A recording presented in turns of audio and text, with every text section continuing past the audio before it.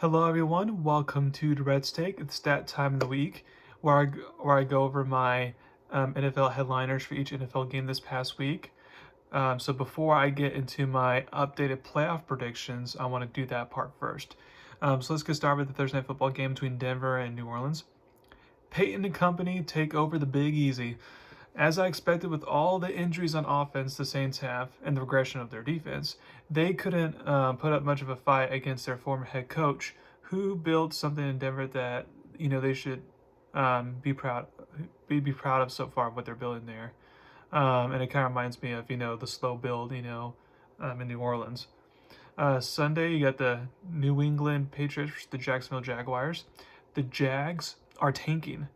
While the Jags may end up tanking eventually, Tank Bigsby wouldn't allow the Jags to officially start that this week. As with Travis Etienne out, he filled in at running back just fine, rushed for 118 yards and 2 touchdowns. Tennessee versus Buffalo. Welcome, Mr. Cooper. Amari in his debut had 66 yards and a touchdown. But with him on the squad, made things easier for the offense in general. It's like rookie Keon Coleman was able to go for 100 yards, and Shakir and Kakade each had over 50 yards receiving, so it made it more of a balanced offense. Houston versus Green Bay. While love is in the air, so is luck. While Love and the Packers did their job to get into field goal range, the ball was snapped for the field goal try, and it was low, and the holder had to quickly adjust. And then because the kicker didn't have a lot of time to kick because the holder had to quickly adjust, kicker just kind of kicked in the straight line. So luckily, the straight line was, through the uprights, because it was a straight line, and it was outside the uprights. That was going to go through because there's no curving whatsoever. It was just going to be like a straight line. And luckily, the kicker aimed correctly, which is good for the Packers considering they've already lost some games this year due to bad field goal play. Philly versus the New York Giants. Saquon sticks it to his former team. Barkley showed his former team that they should have paid for him instead of Daniel Jones, as Saquon ran for 176 yards and a touchdown. Detroit versus Minnesota. The North still runs through Detroit. The Lions' defense was not great without Hutchinson, as expected, but it turns out the Lions could just outscore anyone, even a good defense like Minnesota. Despite the hot start for Minnesota, the Lions show that they should still be the favorites in the division for right now. And then the Seattle versus Atlanta. Seattle are the better birds. Seahawks are the better birds. In the battle of the birds, Seahawks definitely finally forced some turnovers and played well, and then the offense was looking crisp as well, and it's giving Geno Smith protection, mainly because Atlanta doesn't have a good pass rush. So in a game like this is the type of Seattle team that could be sneaky to get into the playoffs. Cincinnati versus Cleveland. Dr. Watson sustains injury of his own. Watson tore his Achilles and is out for the season now. So as fans been calling, waiting for Jameis Winston to play, they're going to get that now. I disagree with the fans cheering once he went down with his injury. That's not acceptable no matter how he played or what his off the field situation is and all that. But if I were Watson with this injury, this is the perfect time to just retire and call it quits, because you weren't better coming off your major injury back in 2020, and especially with the Achilles injury, I doubt you're going to become better. So there's no point. You got your money at this point. You got your guaranteed money. Just retire. Miami versus Indianapolis. Dolphins continue to lose QB musical chairs. After losing to it, you had Skyler, and then Tim Thompson, then Tim Boyle, then Tyler Huntley, and now back to Boyle, and it just doesn't matter who the backup quarterback is, they're just going to struggle. So luckily for the Dolphins, too, is going to come back now. Carolina versus Washington. The Commanders do their job, defend home field. Washington did what was expected to beat a bad team at home to keep the division lead, with Marcus Mariota being the quarterback, with Daniels getting hurt very early on. And since the injuries just week to week doesn't sound too bad at all, so therefore I don't think it's a big impact long term. Vegas versus Rams. McVay is still the king of defense? ?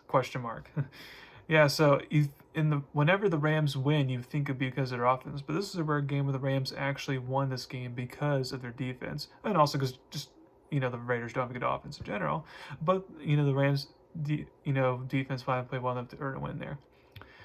Kansas City versus San Francisco. Chiefs deliver another blow to Shanahan. The Chiefs are now 5-0 against Shanahan and the 49ers. in that era.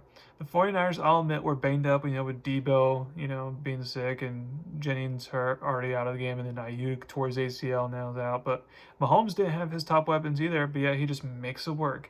When the Chiefs are having many flaws that are being exposed, but yeah, they keep winning, it makes them that much hard to stop. New York Jets versus Pittsburgh.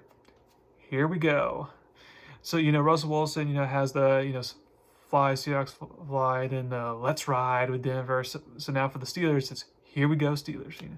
In his debut, he was on fire after a slow start in the first quarter. He got on fire from here on out, and it showed why the Steelers went to Russell Wilson versus just sticking with Justin Fields despite going 4-2.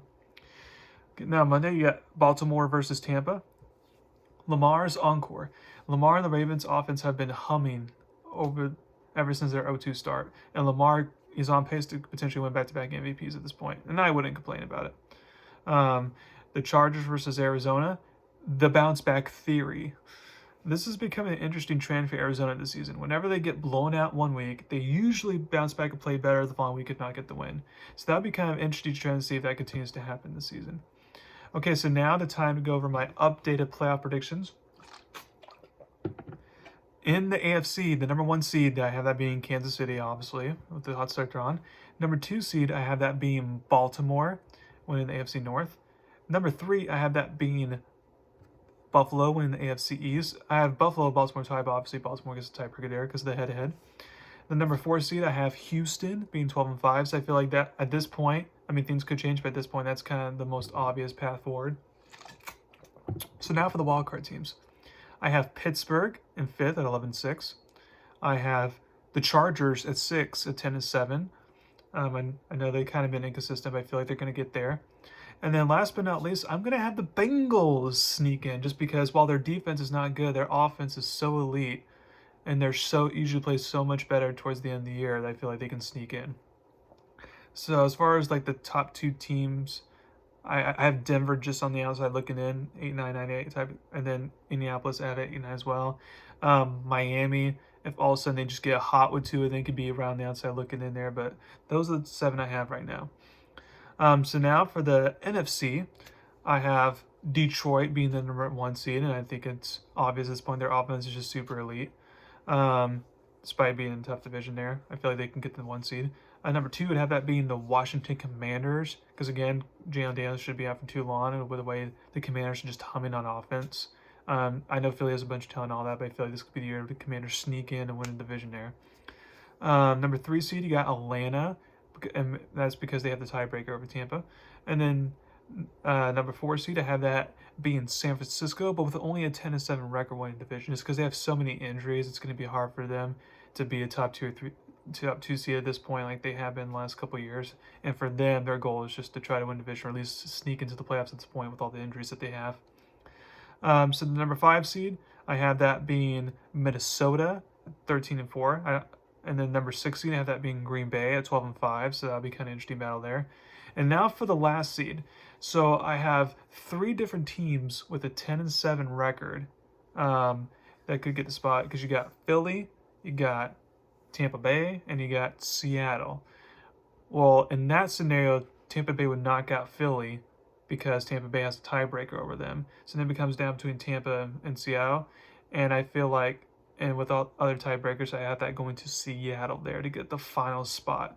So again, Seattle gets the final spot 10-7, Tampa Bay, Philly, and even Arizona are all just around the outside looking in there. So thank you very much for listening to my podcast today. Please subscribe to my channel and tell about me. Thank you very much. Y'all have a wonderful day.